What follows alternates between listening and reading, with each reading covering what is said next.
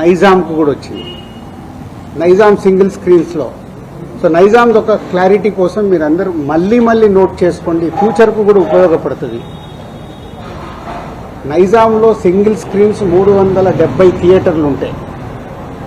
370 single screens Telangana state మొత్తంలో. అందులో SVC cinemas and other మాకు రిలేటెడ్గా ఉన్న చారీ గారు వాళ్ళని కలిపి మా దగ్గర ఉన్నాయి 30 థియేటర్లు. అవుట్ ఆఫ్ 370 థియేటర్లు 30 థియేటర్లు మా దగ్గర ఉన్నాయి. అలాగే ఏషియన్ సునీల్ అండ్ సురేష్ కంపెనీలో 90 థియేటర్లు ఉన్నాయి. 120 మా దగ్గర 30, వాళ్ళ దగ్గర 90. 250 థియేటర్లు ఓనర్స్ కానీ వాళ్లకు సంబంధించిన వాళ్ళు కానీ నడుపుతున్నారు. అవుట్ ఆఫ్ 370 ఇది రేషియో. మీ మీడియా వాళ్లకు నేను మళ్ళీ ఇది క్లారిటీ ఇస్తున్నాను. మళ్ళీ ఆ నలుగురు దాంట్లో ఆ సబ్జెక్టు తర్వాత వస్తాను. సో ఒక వ్యక్తుల మీద ఇండివిజువల్గా టార్గెట్ చేయడము, వెనకాల ఏముందో అర్థం చేసుకోకుండా మాట్లాడము, మీలాంటి వాళ్ళు కనీసం ఇలాంటి క్వశ్చన్స్ వచ్చినప్పుడు అండర్లైన్ చేసుకోండి. మీరు మాట్లాడేటప్పుడు ఎవరో ఎక్కడి నుంచో ఫోన్ ఇన్ తీసుకుంటారు. నాకు ఎవరో లింక్ పంపితే జీ న్యూస్ ఉన్నారు ఎవరైనా ఇక్కడ? జీ న్యూస్లో చూసా ఇందాక ఎవరో పంపిస్తే. ఆ టాపిక్ సంబంధం లేదు కానీ అది కూడా తీస్తా. అక్కడేదో టాపిక్లో జరుగుతుంటే మళ్ళీ వస్తాను మెయిన్ పాయింట్కి. టాపిక్లో జరుగుతుంటే మొదటి రోజు గేమ్ చేంజర్ సినిమా పైరసీ వచ్చింది. అది నిర్మాతకి నష్టం, నిర్మాత ద్వారా డిస్ట్రిబ్యూటర్కి నష్టం, డిస్ట్రిబ్యూటర్ ద్వారా ఎగ్జిబ్యూటర్కి నష్టం. అక్కడ ఒక ఎక్స్ నిర్మాత అంటున్నాడు, ఆ నిర్మాతనే ఇది పైరసీ చేసి ఉండొచ్చు. అంటే ఎంత నీచం!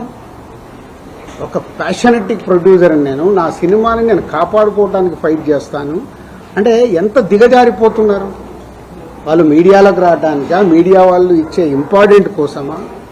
అది అవసరం లేని టాపిక్. పైరసీ మీద మేము ఫైట్ చేస్తాం కానీ ఎవడన్నా ఇన్ హౌస్ మన ఇంట్లో మనిషిని మనం చంపుకోవాలని ఎవడన్నా మనిషి అనుకుంటాడా? ఏ కుటుంబంలో ఎవరన్నా అనుకుంటారా? అంత నీచంగా బిహేవ్ చేస్తున్నారు కొందరు. అది పక్కన పెడదాం. సో ఈ పర్సంటేజ్ విధానం తెలంగాణకు వచ్చినప్పుడు తెలంగాణ ఎగ్జిబిటర్స్ న్యాచురల్గా సార్ ఈస్ట్ గోదావరిలో అది అంటున్నారంట, ఇలా తెలంగాణలో కూడా మేము అన్ని థియేటర్లు మూత పడుతున్నాయి, మాకు ఏదో ఒక సొల్యూషన్ కావాలి అని శిరీష్ గారిని అడగడం జరిగింది. ఎవరు ఆ 270 థియేటర్లు? ఎందుకు 30 ఏళ్ల నుంచి వాళ్ళు మాతో వ్యాపారం చేస్తున్నారు. 98 నుంచి ఆ ఎగ్జిబిటర్స్కి మాకు 28 ఏళ్ల నుంచి ఒక నడుస్తుంది, ఆ రిలేషన్ నడుస్తుంది. వాళ్ళు అడిగినప్పుడు ఈస్ట్ గోదావరికి ఇలా జరుగుతుందన్నప్పుడు శిరీష్ గారు నా నోటీస్లో తీసుకొచ్చారు.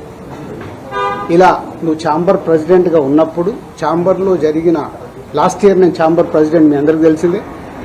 ఛాంబర్లో నువ్వు అన్నావంట ఎగ్జిబిటర్స్కి కూడా ఏదైనా కష్టాలు ఉన్నప్పుడు డెఫినెట్గా గవర్నమెంట్స్తో కూడా మాట్లాడి సాల్వ్ చేస్తామని వాళ్ళు ఈ పాయింట్ అడుగుతున్నారు. ఈస్ట్ గోదావరిలో అడుగుతున్నారు. What will do? ఎగ్జిబిటర్స్కి ఏం కావాలో అడగడంలో తప్పులేదు. వాళ్ళకు ఉన్న ప్రాబ్లమ్స్ ఏంటి వాళ్ళని చేసుకొని కమ్యూనికేట్ చేయమనండి. ఎవరికి? ఛాంబర్కి కమ్యూనికేట్ చేస్తే అప్పుడు ఛాంబర్ నుంచి ప్రొడ్యూసర్స్కి లేదా గవర్నమెంట్కి ఈ టాపిక్ వెళ్తుంది.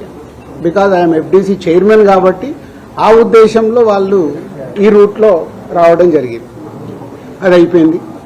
సో నేను నా వెకేషన్ కోసం నేను హాలిడే వెళ్ళాను.